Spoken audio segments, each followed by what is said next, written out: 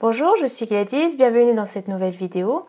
Aujourd'hui, je vais vous parler dans mes thérapeutes du quotidien de la musique.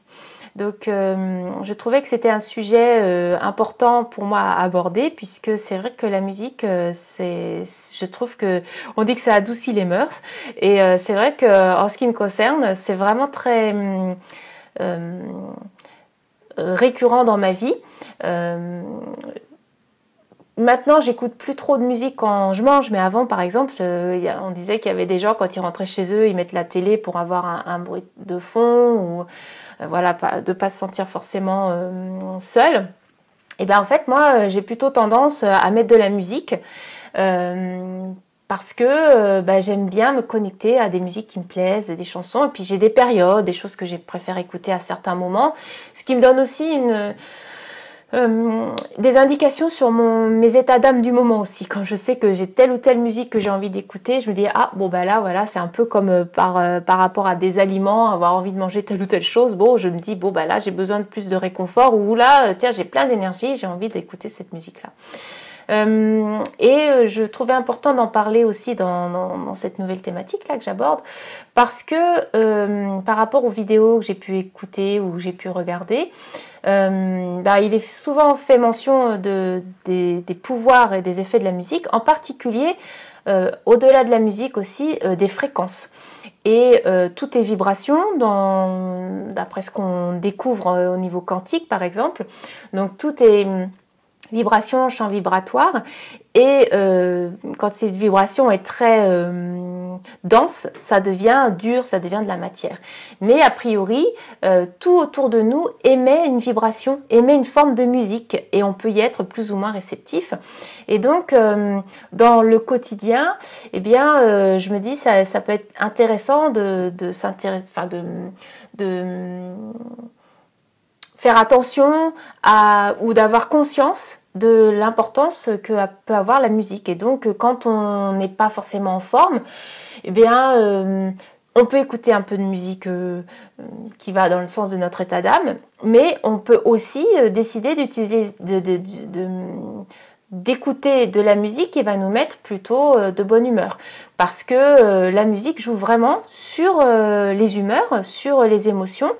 Et écoutez, on le sait déjà rien que dans les films, par exemple, dans les films mélo, on va avoir des violons, des musiques qui vont déjà nous mettre dans une ambiance mélo, alors que dans les films qui font peur, on va avoir des instruments ou des musiques qui vont déjà nous mettre en stress avant même qu'il se passe quoi que ce soit. Des fois, rien que la musique nous dit oh là là, il va se passer un truc.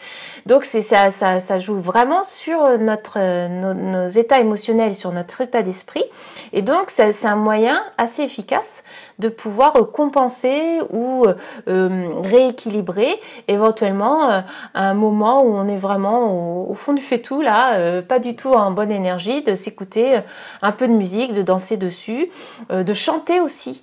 Moi je sais que j'aime beaucoup chanter du coup j'aime bien apprendre les paroles, donc que ce soit en français, en anglais ou en allemand, qui sont les 3 langues que je parle, en espagnol un petit peu, en italien aussi un petit peu, voilà, j'essaye, j'aime bien, et souvent, c'est souvent par la musique et les chansons que ça me donne envie d'apprendre certaines langues. Par exemple, l'arabe, j'aimerais beaucoup apprendre parce que y a pas mal de chansons arabes que j'aime beaucoup, et j'aimerais bien comprendre ce qui est dit déjà, et puis chanter avec. Je trouve que ça rajoute au plaisir de la musique, comme pour la danse d'ailleurs, de pouvoir chanter avec la chanson, quoi, chanter avec le chanteur. Et tout ça, en fait, c'est très bénéfique. Il est reconnu que le chant, ça active certaines zones, et en particulier au niveau du système nerveux, qui permet de réguler l'humeur. Donc, je ne peux que vous encourager à écouter de la musique. Parmi les musiques les plus reconnues, il y a le canon de Pachelbel. Ça, il paraît que c'est vraiment à écouter tous les jours, et que ça me... Je sais plus, j'ai regardé il y a pas longtemps un TEDx sur ça, où la personne expliquait, mais je sais plus c'était quoi son effet, mais enfin c'est vraiment une musique à écouter tous les jours d'après lui. Toutes les musiques plutôt classiques, genre Mozart, mais les musiques baroques aussi sont vraiment avec des instruments comme le violon, tous les instruments à cordes, le piano, tous ces instruments-là peuvent vraiment induire des états émotionnels et permettre de produire des hormones ou des neurotransmetteurs qui sont plutôt pour nous apaiser ou nous dynamiser selon ce qu'on peut rechercher, selon la musique qu'on écoute. Donc si ça vous intéresse, vraiment, je vous encourage à aller explorer ça sur Internet, toutes ces histoires de fréquences, sachant que la fréquence qui correspond à la fréquence du cœur, c'est 432 Hz. Et là, c'est pas nécessairement une musique ou un rythme de musique, c'est une fréquence d'enregistrement de musique. Et là, depuis 75, on est sur des musiques qui sont à 440 Hz, qui vont plutôt activer le mental.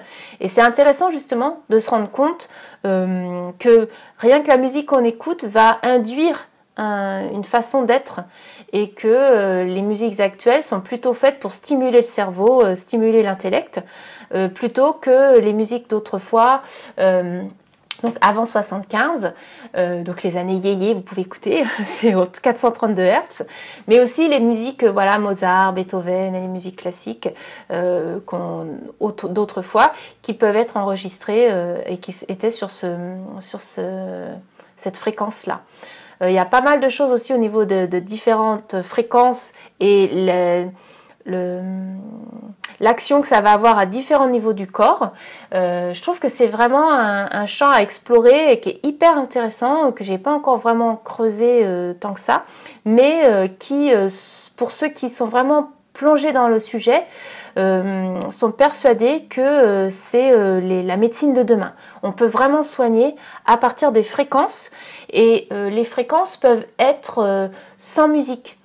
Disons que c'est pas la musique qui va vous dire si c'est une bonne fréquence ou pas, c'est pas parce que vous aimez une musique, ça veut dire que c'est une fréquence qui est positive, c'est deux choses différentes. Mais j'en parle là dans le même endroit parce que on utilise des fréquences on enregistre les musiques sur une certaine fréquence. Et c'est pour ça aussi qu'on peut parler dans certains milieux, on parle de la fréquence des gens, de la vibration des gens, parce que nous aussi, en fait, on va vibrer sur certaines fréquences et c'est ce qui va faire qu'on va être plus en harmonie avec certaines personnes qu'avec d'autres, ou avec certains lieux, j'en ai parlé dans une autre vidéo, qu'avec d'autres, voilà, avec certaines matières aussi éventuellement, et certaines couleurs. Donc tout ça, ça se rejoint, et c'est vraiment des domaines qui sont en exploration actuellement, et qui pour moi en tout cas sont vraiment passionnants. Donc je sème ces petites graines-là pour ceux qui ça rendrait curieux, que vous puissiez aller approfondir ces questions-là. Voilà, je vous remercie de votre présence et de votre attention. J'espère que cette vidéo vous a plu et je vous dis à bientôt pour une prochaine thématique.